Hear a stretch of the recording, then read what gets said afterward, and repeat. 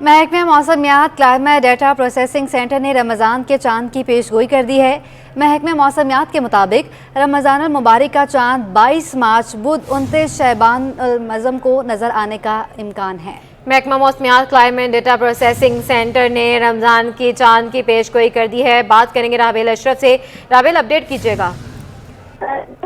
मौसमियात climate data processing centre ने रमज़ान के चांद की पेशगोई कर दी है। रमज़ान अल मुबारक का चांद 22 मार्च बुध 29 शअबान अल मुअज़्ज़म को नजर आने का इम्कान है और क्लाइमेट डेटा प्रोसेसिंग सेंटर के मुताबिक चांद की पैदाइश 21 मार्च की शब मतलब आज रात 10:23 पर होगी, जबकि 22 मार्च को मतलब कहीं साफ और कहीं बादल छाए रहने का इम्कान है, जबकि गुरूब 6:44 होने का इम्कान है।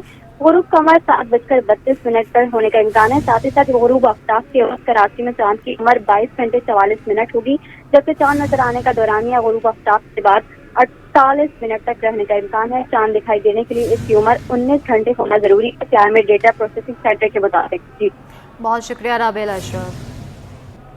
KDA का मेहरान टाउन करंगी में ऑपरेशन मेहरान टाउन सेक्टर आई में किया जा रहा है। KDA हुकाम के मुताबिक KDA अलॉटीज को 2 प्लाट्स पर कब्जा कर लिया गया था। तफसीलात जानेंगे, रिजवान अहमद हमारे साथ मौजूद हैं। रिजवान, अपडेट कीजिएगा। जी बिल्कुल, देखिए ये KDA का एंटी इंक्रोचमेंट डिपार्टमेंट है जो कि मेहरान टाउन सेक्टर आई में ऑपरेशन कर रहा है। यहाँ पे 2 KDA के समंदर पार पाकिस्तानियों के प्लाट थे, उस पर कब्जा कर लिया गया था। ऑपरेशन में रेंजर्स और पुलिस की अगरचे भारी नशीदी मौजूद है, लेकिन जो इलाका मकीन है वो इस हवाले से मुश्तैल दिखाई देते हैं। बताता चलूँ आपको कि मेहरान टाउन में समंदर पार पाकिस्तानियों के दर्जनों प्लाट्स हैं जिन पे कब्जा है। इन 2 प्लाट पर खुसूसी तौर पर जो है ऑपरेशन को जो है वो कहा जा रहा है कि ये एक नुमाइशी ऑपरेशन है। माजी में भी चूँकि यहाँ पे कई मरतबा जो है वो कार्रवाई की कोशिश की जा चुकी है, लेकिन KDA को मज़ाहमत का सामना था। ताहाल इस ऑपरेशन के दौरान मज़ाहमत किसी किस्म की सामने नहीं आई अभी तक। जी ठीक है रिजवान अहमद, बहुत शुक्रिया आपका। आपको बताएं कि शहर में मौसम गर्म होते ही बिजली की लोड शेडिंग में इजाफा हो गया। शहाबुद्दीन मार्केट में बिजली की आंख मचोली कारोबारी सरगर्मियां मुतासर करने लगी। मजीद बात करेंगे हमारे नुमाइंदे बसीम इफ्तिखार से। जी बसीम। कराची में मौसम गर्म होते के साथ ही लोड शेडिंग का सिलसिला शुरू हो गया है। इस वक्त मैं मौजूद हूँ शहाबुद्दीन मार्केट में जो कि लाइन एरिया में वाक़ है और यहाँ पे इस वक्त सूरत हाल ये है कि बिजली मौजूद नहीं है और लोगों को मुश्किलात का सामना करना पड़ रहा है। दुकानदारी जो है वो मुतासर हो रही है, कारोबारी सरगर्मियाँ यहाँ पर लोड शेडिंग की वजह से मुतासर। आप देख सकते हैं कि इस वक्त भी जो है वो लाइट मौजूद नहीं है और बिना लाइट के इस वक्त जो दुकानदार हैं वो अपना काम करने पर मजबूर हैं। यहाँ के जो दुकानदार हैं उनसे जानते हैं, ये बताएगा कि लोड शेडिंग की सूरत हाल क्या है, यहाँ पर कितने घंटे की लोड शेडिंग हो रही है और क्या के इलेक्ट्रिक की तरफ से लोड शेडिंग का मैसेज आता है आपको? देखिए जी, मैसेज की तो बात अलग आ जाती है। या पहले 1 घंटा जाती थी और 2 टाइम जाती थी, अब 3 दफ़ा जाती है और 1.5 घंटा जाती है। रात को जब 9 बजे काम का टाइम बंद करने का टाइम होता है उस वक्त भी चले आती है, रात को 10:30 बजे फिर आती है, शाम को मगरिब से पहले भी चले आती है और अभी भी आप देखें दोपहर तो इस वक्त गई हुई है। तो बंद करने के टाइम बहुत ज़्यादा तकलीफ होती है कि उल्टा सीधा बंद करना पड़ता है, सब कुछ होता है, फिर टाइम ज़ाया होता है। फिर रात को कुछ औकात है, कुछ इस तरह भी होता है कि रात को 10:30 बजे तक बैठना पड़ता है खाली बंद करने के लिए। ये थे दुकानदार जिनका कहना है कि इस वक्त सूरत हाल ये है कि शहाबुद्दीन मार्केट में और इस हिस्से में मुख्तलिफ औकात में लोड शेडिंग की जा रही है। मजमूई तौर पर दिन में 3 दफ़ा 1.5 घंटे की बिजली चली जाती है और शेड्यूल जो है वो तब्दील होता रहता है और शेड्यूल की तब्दीली के हवाले से जो यहाँ के मकीन हैं और बिलखुसूस जो दुकानदार हैं उन्हें आगाह नहीं किया जाता और इस वजह से बिलखुसूस शहाबुद्दीन मार्केट में जो कारोबारी सरगर्मियाँ हैं वो लोड शेडिंग से मुतासर हो रही हैं। जी शुक्रिया अपडेट करने के लिए। PTCL ने अदालती अहकामात हवा में उड़ा दिए। शहर कायद की जेर ज़मीन तारे निकालने पर पाबंदी के बावजूद PTCL ने टेंडर दे दिया है। टेंडर के हसूल के लिए क्लिफ्टन ब्रांच में ठेकेदारों की लाइनें लग गई हैं। अपने नाज़रीन को अपडेट कर रही हैं, PTCL ने अदालती अहकामात हवा में उड़ा दिए हैं। शहर कायद की जेर ज़मीन तारे निकालने पर पाबंदी के बावजूद PTCL ने टेंडर दे दिया है। तफसीलात जानेंगे, हमारे नुमाइंदे जुनेद जावेद हमारे साथ मौजूद हैं। जुनेद, अपडेट कीजिएगा। देखिए जी, अदालती अहकामात है कि PTCL किसी भी किस्म की अपनी जेर जमीन तारे जो है वो नहीं निकाल सकता। अदालत ने खुसूसी तौर पर अहकामात किए, लेकिन अदालती अहकाम के बरखिलाफ इस वक्त पीटीसीएल की जानिब से टेंडर किया जा रहा है। सैकड़ों की तादाद में लोग जो है क्लिफ्टन के बाहर, जो इनकी क्लिफ्टन ब्रांच है उसके बाहर मौजूद हैं और अपनी दरख्वास्तें जमा करवा रहे हैं। कराची की सड़कों के नीचे जो पीटीसीएल की तारें हैं वो एक दराज से जो है वो अंदर नष्ट की हुई हैं, जिसके ऊपर पहले भी कोर्ट में केसेस फाइल किए गए थे और पहले भी कोर्ट का यही जो है मौके सामने आया था कि ये किसी किस्म के तार जो है कराची की खूबसूरती को बर्बाद करने के लिए जो है नहीं निकाले जा सकते। जिस तरीके से तार निकाले गए तो कराची का तकरीबन 40% से ज्यादा हिस्सा जो है वो उसको खोदा जाएगा और उसके बाद फिर तारें निकाली जाएंगी। काम इसके लिए जो है इंतजामिया भी जो है वो चाहती है कि तारें जो है ना निकाली जाए, क्योंकि इससे इंफ्रास्ट्रक्चर में भी जो है वो बहुत बड़ा असर पड़ेगा। जी ठीक है जुनेद जावेद, बहुत शुक्रिया आपका। अब आपको बताएं कि कमिश्नर कराची ने मुर्गी की कीमतों का नोटिफिकेशन जारी कर दिया है। मुर्गी का गोश्त 570 रुपए फी किलो मुकर्रर, जबकि जिंदा मुर्गी 368 रुपए फी किलो मिलेगी। रमजानुल मुबारक से कबल अंडों की कीमतों में फी दर्जन इजाफा हो गया है। 10 रुपए का इजाफा देखा गया है। फार्मी अंडे 250 रुपए दर्जन फरोख्त हो गए हैं। होलसेलर्स ने अंडों की कीमतों में इजाफे का जिम्मेदार पोल्ट्री फार्मर्स को करार दे दिया। मजीद बात करेंगे, हमारे नुमाइंदे काविश मेमन हमारे साथ मौजूद हैं। काविश, अपडेट कीजिएगा।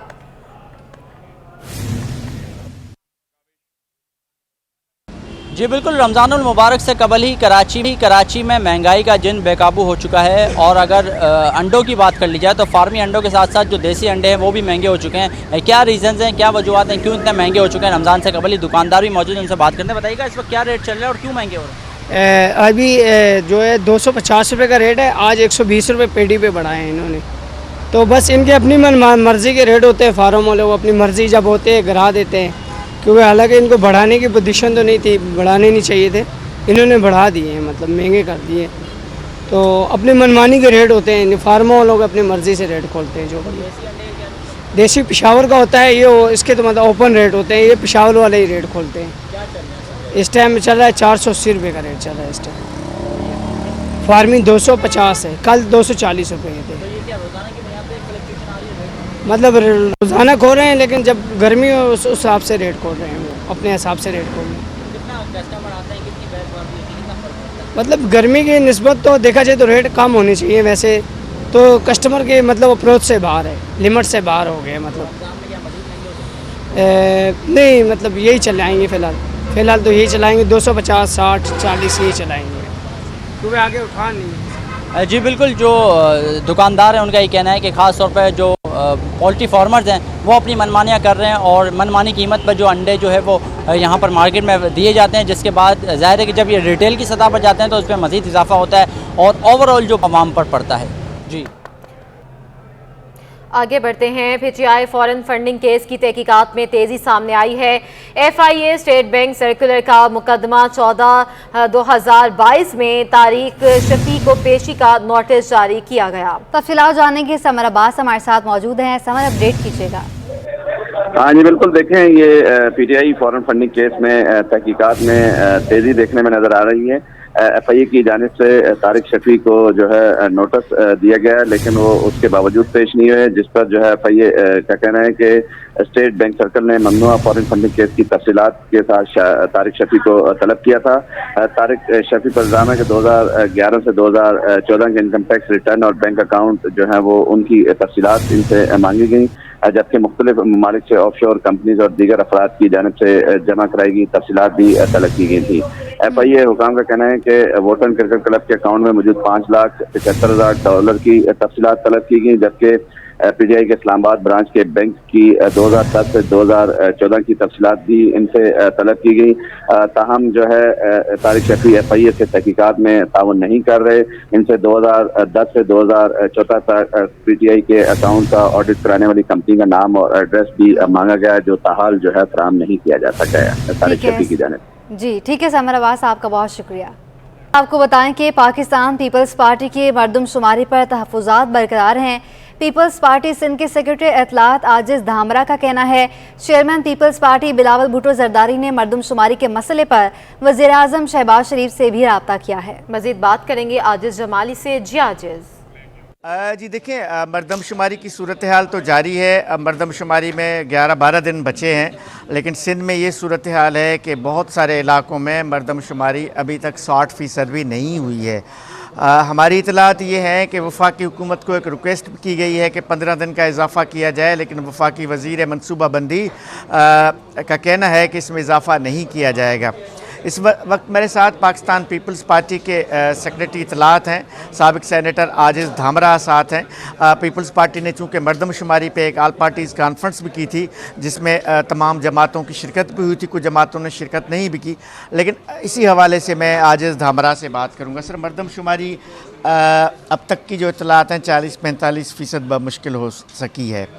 टाइम पीरियड बाकी 11 दिन बचे हैं, तो ख़ुद ब्यूरो ऑफ स्टैटिस्टिक्स के ज़िम्मेदार कह रहे हैं कि 4 अप्रैल तक मुकम्मल नहीं हो सकेगी। क्या कहेंगे आप?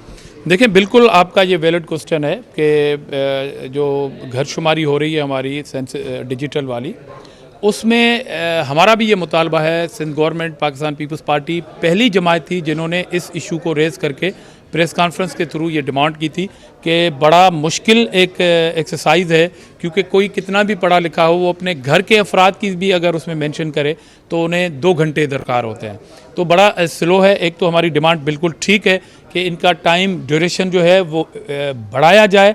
अगर नहीं बढ़ाया जाएगा तो मेरे ख्याल में 50% लोग भी इसमें घर शुमार नहीं होंगे। ज़ाहिर है, जब घर शुमार नहीं होंगे तो आदम भी उसमें शुमार नहीं हो सकेंगे। इस बात पे हमारी पूरी नज़र भी है, तवज्जो भी है। और हमने जो मल्टीपल कॉन्फ्रेंस करवाई थी, कुछ लोग दोस्त वहाँ पर शरीक नहीं हुए। आज मैं पढ़ रहा था, मुत्तहिदा कौमी मूवमेंट ने बड़े एतराज़ात किए हैं, मगर जब हमने उन्हें प्लेटफार्म दिया, वो इत्तेहादी भी थी, तो ये सारी रिजर्वेशन वहाँ रख दी ताकि हम उस सेंस में कोई फैसला करने जाते। मगर आज उन्होंने कोई पॉलिटिकल पॉइंट स्कोरिंग की वजह से एक बयान या प्रेस कॉन्फ्रेंस दे दिया है अपनी जगह, मगर हम पूरे सूबे की सेंसस की बात कर रहे हैं। कराची के हवाले से आपको याद होगा 2017 में जब सेंसस पे एतराज़ हुआ था तो सबसे पहले पीपल्स पार्टी ने किया था, और वो जो शहरी जमातों वाली जो कह रही हैं कि स्टेक है हमारा, वो तो घूंघट में बैठे हुए थे। और ये जो सेंसस है वो पुराने मुतालबे को छोड़ के डिमांड इनकी थी। तो पहले तो आप आए, बैठे तमाम पॉलिटिकल पार्टीज के साथ कि एक कलेक्टिव वॉइस होके सूबे का बाहर जाए। प्राइम मिनिस्टर को चीफ मिनिस्टर साहब ने बात की है, और आपके सवाल के जवाब के हवाले से ही कह रहा हूँ कि इसी पॉइंट पे हम कह रहे हैं कि जब तक एक घर भी मेंशन ना हो, एक फ़र्द भी मेंशन ना हो, हम अगर मुतमिन सूबे के अवाम स्टेक होल्डर नहीं होंगे तो हम ऐसी मरदमशुमारी को नहीं मानेंगे। अच्छा, आपकी एपीसी हो गई, ज़ाहिर है उसकी रिकमेंडेशन भी आ गई, जैसे आपने सीएम की बात भी की, सीएम ने भी एक ब्रीफिंग दे दी, तो फर्दर पाकिस्तान पीपल्स पार्टी या सिंध हुकूमत को करना क्या है इस हवाले से? मरदमशुमारी पे जो तहफ़्फ़ुज़ात थे, तहफ़्फ़ुज़ात आपके दूर तो नहीं हुए, मरदमशुमारी जारी है, क्या करेंगे? देखें, हमने एतराज़ात किए हैं, और अगर हमारे एतराज़ात को मुकम्मल तौर पर नहीं सुना गया और हमने महसूस किया कि सूबे की मरदमशुमारी को डेलिब्रेटली कम दिखाने की कोई कोशिश की जा रही है, तो हमारे पास ऑप्शन है कि हम सिंध के अवाम के साथ मिल के एक एहतजाज करेंगे।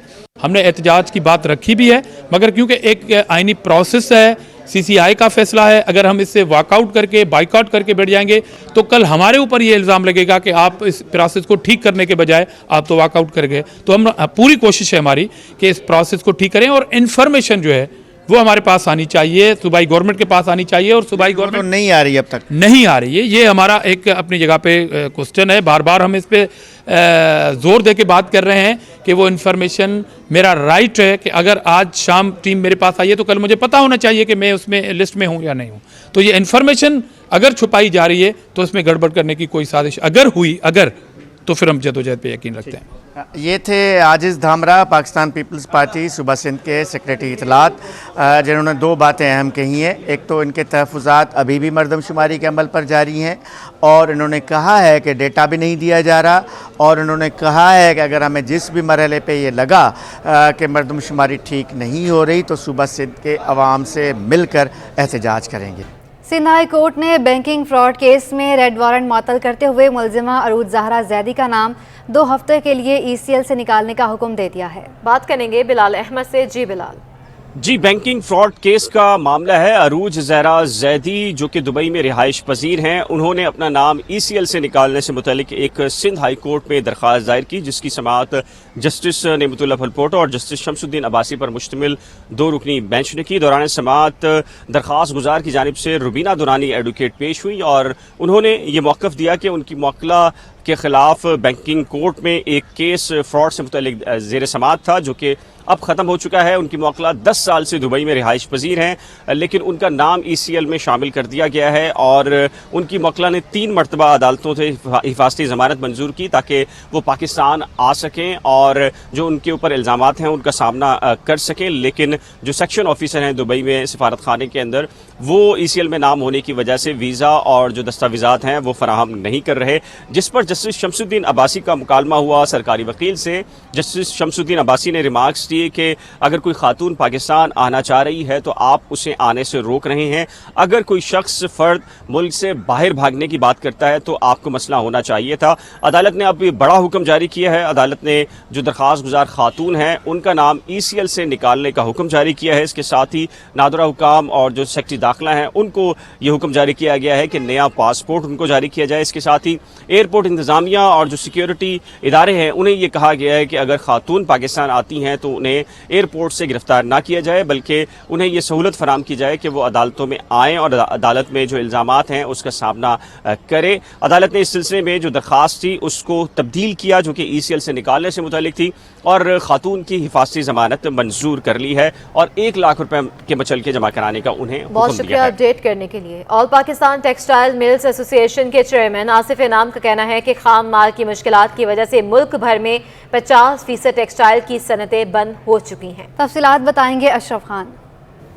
ऑल पाकिस्तान टेक्सटाइल मिल में कंसर्न शो किया है कि मुल्क की माशी सूरत हाल अच्छी नहीं है, खाम माल नहीं है, इंडस्ट्रियाँ मजीद बंद हो जाएंगी और सूरत हाल ये कंसर्न इतना ज़्यादा है कि 1 करोड़ से ज़ायद अफराद बेरोज़गार हो सकते हैं। कितना इम्पैक्ट होगा मईशत पे, जानते हैं। एप्टेमा के चेयरमैन आसिफ इनाम हमारे साथ मौजूद हैं। क्या सूरत हाल है? अस्सलाम वालेकुम। देखिए, सूरत हाल तो खासी गंभीर है। तकरीबन इस वक्त 40 से 50% के दरमियान इंडस्ट्री हमारी बंद हो चुकी है और अब आपको पता है कि जैसे जून तक का एनर्जी टैरिफ था वो भी वापस ले लिया है, तो इससे बहुत बड़े पैमाने पे मज़ीद फैक्ट्रियां बंद होंगी। और रॉ मटेरियल वगैरह के सिलसिले में तो बहरहाल हमारी स्टेट बैंक से कोऑर्डिनेशन जारी है।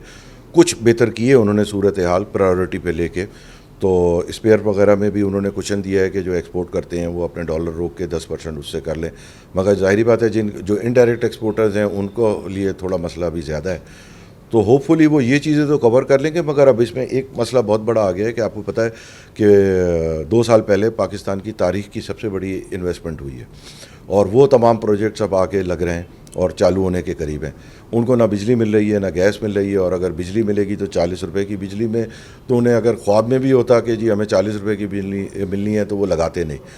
तो ये एक बहुत बड़ा मसला है कि वो सारे प्रोजेक्ट तो मतलब आप समझें कि सिक प्रोजेक्ट हो जाएंगे चलने से पहले।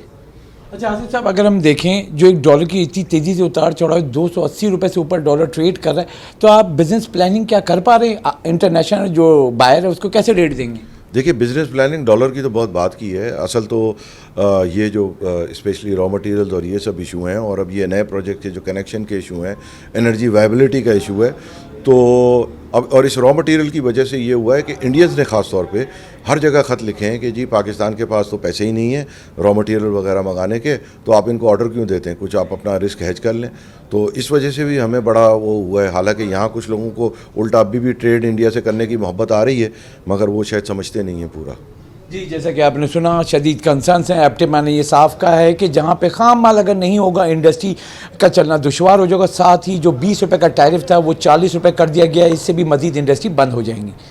अशरफ खान हमें अपडेट करते हैं, आपका बहुत शुक्रिया। DMC सेंट्रल में एडमिनिस्ट्रेटर ताहा सलीम की जानिब से क्रिमिनल रिकॉर्ड के हामिल अफसरान को नवाजने का सिलसिला जारी है। तफसीलात बताएंगे जुनैद जावेद। देखिए जी, DMC सेंट्रल में एडमिनिस्ट्रेटर जो ताहा सलीम है उन्होंने दोहरा मियार अपने DMCs के अंदर जो है वो कायम किया हुआ है। एक तरफ वो तो कहते हुए दिखाई देते हैं कि वो किसी भी मुलजिम को या मुजरिम को सपोर्ट नहीं करते, उन तमाम लोगों को सपोर्ट नहीं करते जो क्रिमिनल एक्टिविटीज़ में मुलविस हैं। लेकिन हम देख रहे हैं कि DMC सेंट्रल के अंदर एक ऐसे डायरेक्टर भी मौजूद हैं जिनका क्रिमिनल रिकॉर्ड इस वक्त जो है मौजूद है, जबकि उनके ऊपर जो है इंसदाद दहशत गर्दी की अदालतों में केसेस भी चल रहे हैं। FIR 2015 में पहले उनके खिलाफ काटी गई थी कानून नाफिज करने वाले इदारों की जानिब से, जबकि दूसरी FIR जो है 2017 में काटी गई थी। दोनों FIRों में जो है इनके खिलाफ संगीन इल्ज़ामात हैं जो कि इस वक्त अदालतों में चल रहे हैं। मैं डायरेक्टर एजुकेशन की बात कर रहा हूँ, डायरेक्टर एजुकेशन इरफान, जो कि इस वक्त भी बल्दिया आलिया वस्ती के अंदर जो है वो तैनात हैं। एडमिनिस्ट्रेटर ताहा सलीम ने जो है आज से 3 माह कबल इन्हें जो है यहाँ पर तैनात किया है और अभी भी वो अपने फ़राइज़ अंजाम दे रहे हैं। जबकि दूसरी जानिब हम देखते हैं कि इसी बल्दिया आलिया वस्ती के अंदर कई मुलाजमीन और कई अफसरान ऐसे हैं जो कि अहल भी हैं, क्रिमिनल एलिमेंट्स नहीं हैं और उनका कोई क्रिमिनल रिकॉर्ड नहीं है, लेकिन वो फिर भी जो है अपनी पोस्टिंग के लिए जो है वेट कर रहे हैं। जबकि दूसरी जानिब हम देख रहे हैं कि वो लोग जिनका क्रिमिनल रिकॉर्ड सामने आया है उनको जो है नवाजा जा रहा है। जिन्ना यूनिवर्सिटी बराए ख़वातीन में यौम पाकिस्तान के हवाले से रंगारंग तकरीब का इनेकाद किया गया। जावेद इकबाल अपडेट करेंगे। जी, मैं सर जिन्ना यूनिवर्सिटी बराए ख़वातीन में मौजूद हूँ, जहाँ पर आज यौम पाकिस्तान के हवाले से एक ज़बरदस्त सकाफ़ती प्रोग्राम मुनक़िद किया गया। इसमें तालिबात ने बड़ी तादाद में शिरकत की और मुख्तलिफ सकाफ़त की अक्कासी की, जैसे सिंध, पंजाब, बलूचिस्तान, KPK, गिलगित कश्मीर, और ज़बरदस्त यहाँ पर एक माहौल रहा। हम जानेंगे कैसा रहा आज का इवेंट। आज बहुत मज़ा आया। यौम पाकिस्तान की तरफ से जिन्ना यूनिवर्सिटी ने आज एक बहुत ज़बरदस्त तकरीब मुनक़िद करी और जिसकी वजह से हमें क्या कहोगी आपने किसका गेटअप मैं तो फर्स्ट टाइम ऐसा गेटअप किया और मैं बहुत इंजॉय कर रही हूँ, मतलब बहुत मज़ा आ रहा है। यहाँ पे और भी तालिबात हैं, उनसे बात करेंगे। यहाँ पे कितना एंजॉय किया आपने इस इवेंट को? हमें बहुत मज़ा आया आज, हमने बहुत तफरी की। आप क्या कहोगी? बहुत मज़ा आया, बहुत ज़्यादा। यहाँ पे और भी तालिबात हैं और ज़बरदस्त अंदाज में इन्होंने आज तैयारी की थी, खासतौर पे इस इवेंट के लिए। हम इनसे बात करेंगे। कितना मज़ा आया आज इस इवेंट में? बहुत मज़ा आया, बहुत अच्छा तैयारी कर रही थी आप लोग? काफ़ी 1 हफ्ता हो गया था तैयारी करते हुए। अच्छा, तो आप समझते हैं ऐसे दिन मनाने चाहिए बाकायदा, ताकि पाकिस्तान की जो मनानी चाहिए। एक तो वुमेन यूनिवर्सिटी है और मतलब इस तरीके से हमारी भी हौसला अफजाई होती है और कल्चर के बारे में प्रमोशन होती है। बहुत अच्छा ऐसे होना चाहिए, प्रोग्राम्स और भी होने चाहिए हमारी यूनिवर्सिटी में। Thank you. आप क्या कहोगे? आपने कौन सा गेटअप किया हुआ? हम लोग आज़ाद कश्मीर के बने हुए, हमारा डिपार्टमेंट आज़ाद कश्मीर को रिप्रेजेंट कर रहे हैं, तो हम उसी अकॉर्डिंग तैयार हुए हुए हैं। तो कितनी मेहनत कर रही थी, कब से कर रही थी इसकी तैयारी? हम लोग यूनिवर्सिटी में काफ़ी दिनों से इसकी प्रिपरेशन चल रही थी, घरों में भी चल रही थी और ओवरऑल बहुत मज़ा आ रहा है।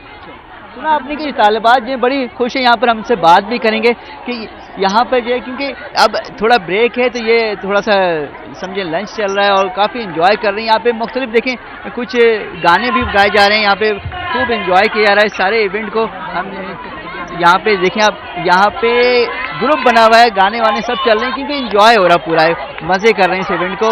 जश्न आज़ादी यौम पाकिस्तान के हवाले से इवेंट था और जिन्ना यूनिवर्सिटी बराए ख़वातीन में, तो इसको तालिबात की बड़ी तादाद में इसमें पार्टिसिपेट करके इसमें गवर्नर ने भी शिरकत की और इस इवेंट